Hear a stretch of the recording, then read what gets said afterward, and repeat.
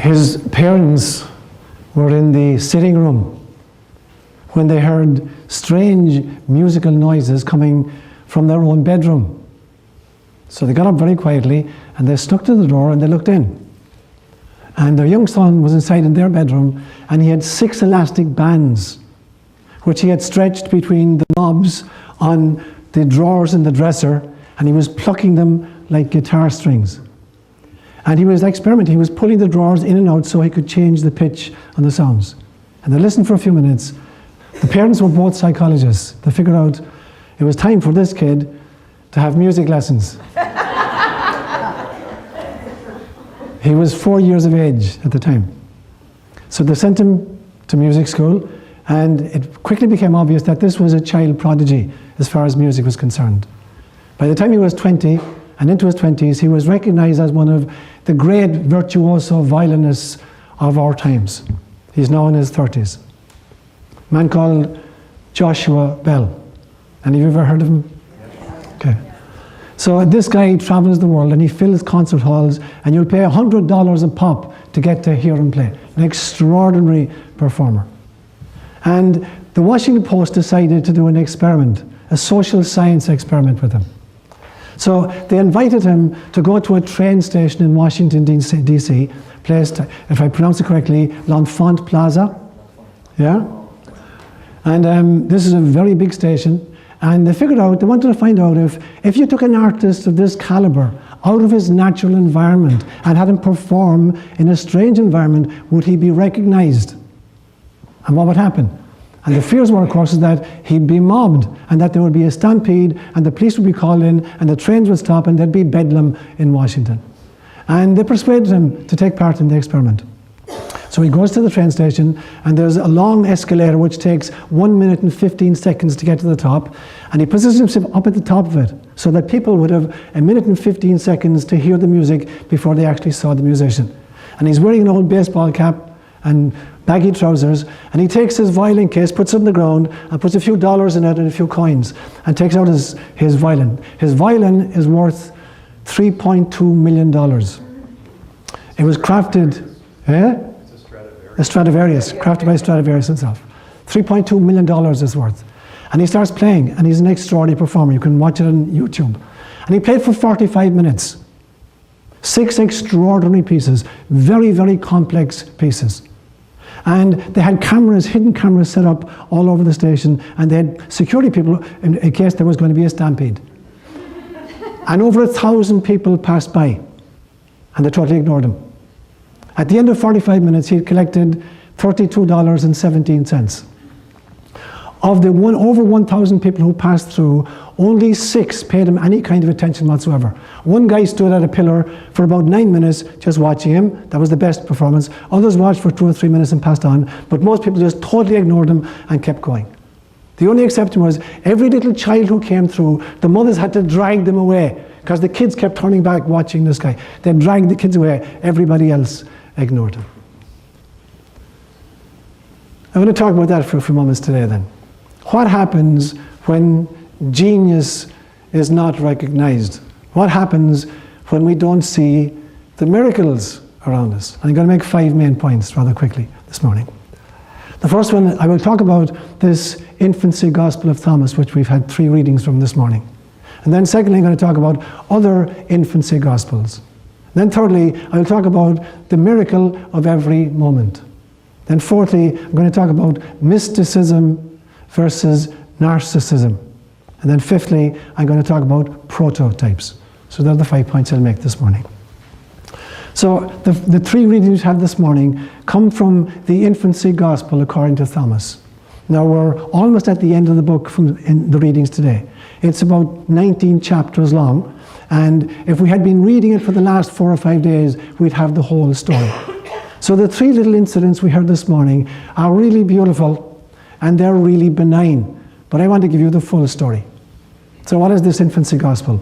It was written about the year 160 AD. We know this fairly accurately because it's mentioned by Irenaeus, another scholar who flourished about the year 180 AD. So we know it's in circulation by about the year 160 AD. And the alleged author is a guy who introduces himself. He says, I am Thomas the Israelite. And I've come to tell you the story about the Jesus childhood. And I want to tell it to you, non-Jewish audience of mine. Now it's obvious, in fact, when you read through the gospel, whoever Thomas the Israelite was, he was not an Israelite. He didn't know diddly squat about Jewish custom. So this is some guy who has great stories, and he's pretending to be in the know, being a Jew, telling the non-Jewish audience what the childhood of Jesus was like. He wasn't Jewish, obviously. He didn't know a whole lot about Jewish culture. So he sets himself up as this expert, and he begins telling these stories. And there are existing copies of this in Syriac, the language called Syriac. There are existing copies in Greek. There are existing copies in Latin, and there are existing copies in Slavonic. So there are lots of copies of this document. And the story itself seems to be really benign about this little young child Jesus when he was only 5 and 6 years old, doing these great healing miracles.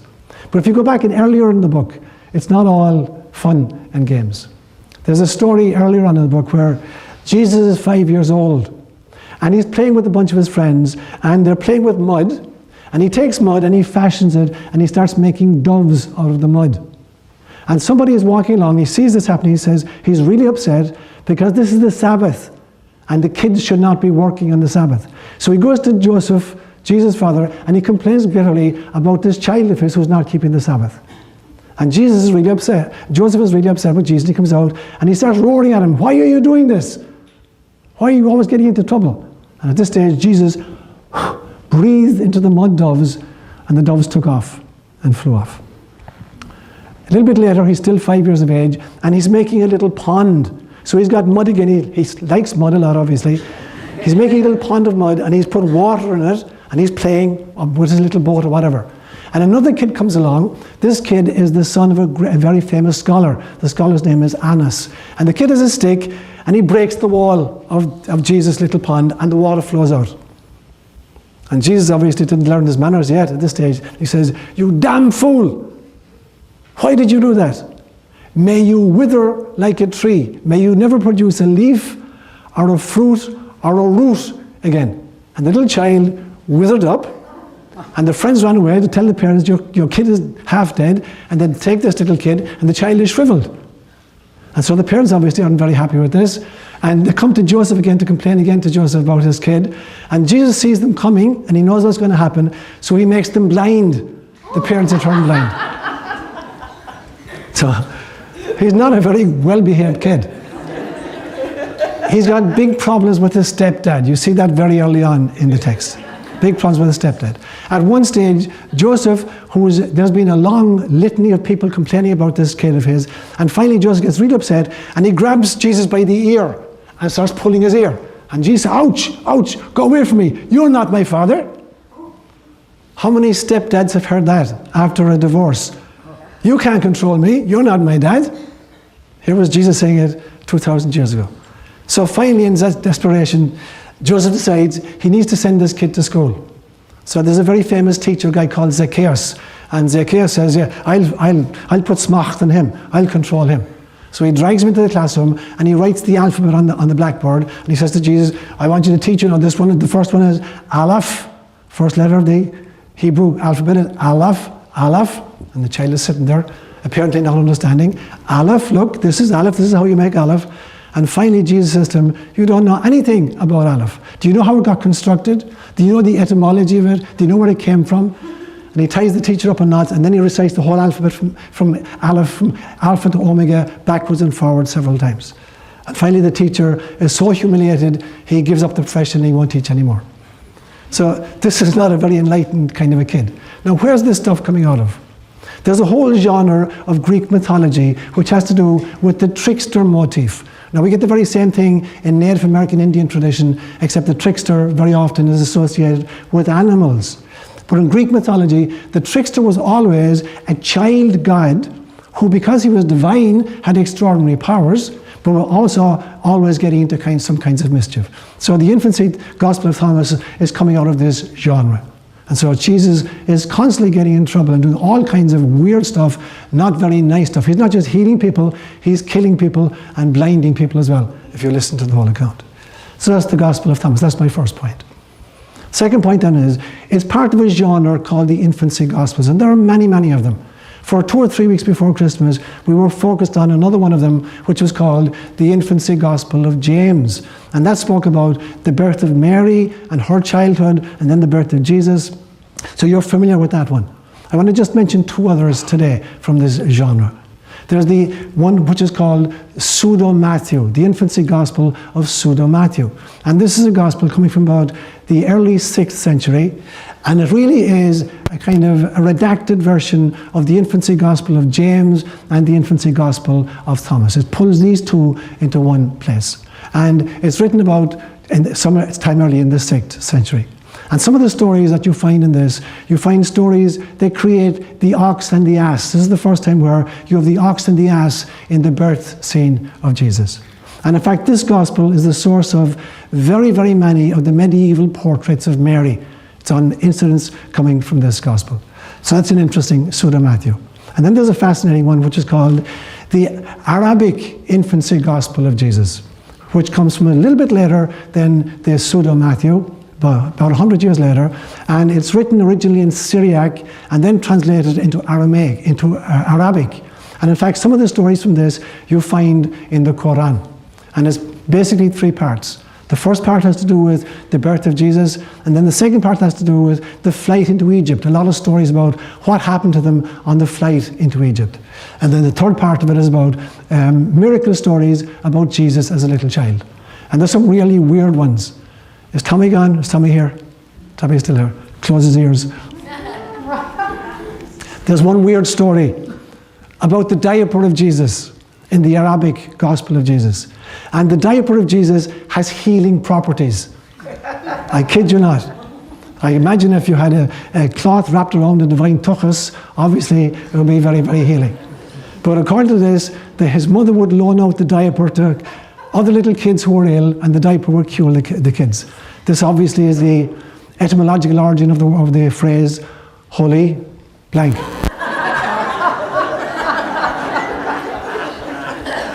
So you'll find that in the Arabic Gospel of Jesus. You also find stories that he actually meets Judas Iscariot when they're both little children in this Gospel. And he also meets the guys who will subsequently become the 2 thieves hanging on the cross with him in Luke's Gospel. So it's an interesting look at the life of Jesus. So these are some of the wild and wonderful things that come from some of these Gospel accounts. That's my second point. My third point then is, I'm going to talk about the miracle of every moment. So here's this weird and wonderful Jesus, and here's this weird and wonderful little Joshua Bell. The difficulty, of course, is that we don't recognize the real geniuses. You put him in a railway station playing a fiddle, we don't recognize him. You take Jesus into everyday life, and we don't recognize him in everyday life. So we don't really see the geniuses for what they are. And secondly, we don't see the genius inside in everybody, because everybody is a miracle. And part of the difficulty is we don't understand what miracle is. We confuse miracle with gimmick. We think a miracle is a gimmick. We think a miracle is something that contravenes the laws of nature. A miracle is not something that contravenes the laws of nature. It's something that understands nature and goes to the deep core of the laws of nature and expresses and articulates and manifests a deeper level of the law of nature. But because we're not used to it, we think it's weird and wonderful. But we don't normally see the real miracles because we are jaded so much. I remember one time watching a documentary, not that long ago, maybe 5 or 6 years ago, about a guy who strung a rope across the Niagara Falls, and in front of a live audience of thousands, he put a bicycle up in it and he rode across it. And people have been interviewed. The audience has been interviewed and asked, what did you think of that? And they interviewed this one guy, and this one guy said, I don't believe it. And I said, you don't believe it? No, I don't believe it. You just saw him riding across the rope with your eyes. How do you mean you don't believe it? No, it was trick photography. Like I say, trick photography? There's no photography involved. This is your naked eyes. You see them. No, this was trick photography. So this guy had been so used to gimmicks on the television, he couldn't recognize a real performance when he saw it. So the difficulty is we can't distinguish. We're so jaded so often that we don't see the miracles. We don't fail just to see the Joshua Bells of the world and the Jesus Christ of the world. We fail to say the miracle which is inside in everybody we encounter every day. There's a statement in mystical literature that God is a circle whose center is everywhere and whose perimeter, whose circumference is nowhere. And I would say that's true of every single one of us. Every single one of us is a little cluster of consciousness, and we can only see reality from that perspective. And so in a sense, every single one of us is a circle whose center is everywhere and whose circumference is nowhere. Except we have to realize there are other circles with whom we intersect as well. And so it is so important for us that we open our eyes to the myriad of miracles with which we are surrounded. Everybody we encounter is a miracle. There are many, many, many great souls and many, many enlightened beings in very unostentatious spacesuits. And we get thrown off by the spacesuit. We don't recognize the genius that's inside it. But the truth is, if we could see to the soul, there is nobody who is not a miracle. There is nobody who is not a bite-sized piece of the divine having a human incarnation. So we need to open our eyes not just to the Joshua Bells and not just to the Jesus Christ, the miracle workers. We need to open our eyes to everybody, because every single one of us is a miracle of the divine. Which brings me to my fourth point. I'm going to talk about the difference between mysticism and narcissism. And I want to use an image. I want you to visualize a submarine. And the submarine may be 14 or 15 feet under the surface of the water, and it sends up its periscope in order to look around the surface. Now for me, the periscope is to the engine of the submarine as the ego is to the soul. They're both very, very important. The ego has a viewpoint which is vital, but it is not the engine. The soul is the engine of incarnation.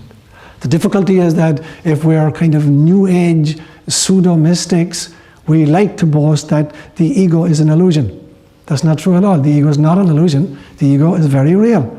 But the ego has a very important function, just like the periscope, for all its tiny size vis-a-vis the bulk of the submarine, it has a function. It's very important for incarnation. And then you get the narcissists. The narcissists make a god out of the periscope, and they act as if the periscope is the entire submarine. They confuse the ego with the soul, and they divinize the ego, and then they're totally self-engrossed. The true mystic realizes that both of them are essential, that the submarine needs both a periscope and an engine room. But it realizes the relative importance of both. While both are important, the engine obviously is much more important than the periscope. The soul has a depth of reality and an importance much more so than the ego does. The mystic realizes that. So it brings me to my final point then, prototypes. There's a little village in West Cork called Clonakilty. My brother lives there and my sister lives there. And it's where Henry Ford's grandfather came from. And this little village, Clonakilty, there's a crossroads right outside the village, and there's a beautiful sculpture of an old Model T car in perfect, pristine condition. It's about just a mile outside the village. Before you get to Clonakilty, you meet this, just where Henry Ford's grandfather was born and reared before he came to the States. Now, when I think of Henry Ford's Model T, Henry Ford did not make a Model T in order to put it into a museum that it might be admired. He made the prototype Model T in order that he could mass produce it and that it could be driven.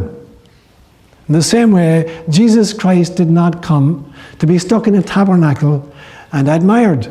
Jesus Christ came in order that he might be mass produced and lived. And so Jesus does not come as the only Son of God. He comes as a prototype of where the human race is headed, where our evolutionary trajectory is taking us. And he was not meant to be put into a museum and admired, or a church and admired, or a tabernacle and admired. He was put there as a template, as a prototype to be mass produced in human consciousness, so we could develop a kind of Christ consciousness. But we get fascinated with history, and we forget about living life in the now. To use a different image, it's almost as if you were a paleontologist and you discovered fossilized evidence for a species, and you're totally enthralled by it, and you take the remains and you put them in a museum of natural history and you admire them behind a glass case, ignoring the fact that these prototypes gave birth to living species. And it's the living species that's important, not the fossilized evidence of our historical trajectory. As we face into a new year and a new era in our country and in our world, we are not here to admire the great geniuses of the past, to admire the fossilized evidence of our trajectory. We are here to adopt a Christ consciousness, to be the living exemplars of the prototypes that they were.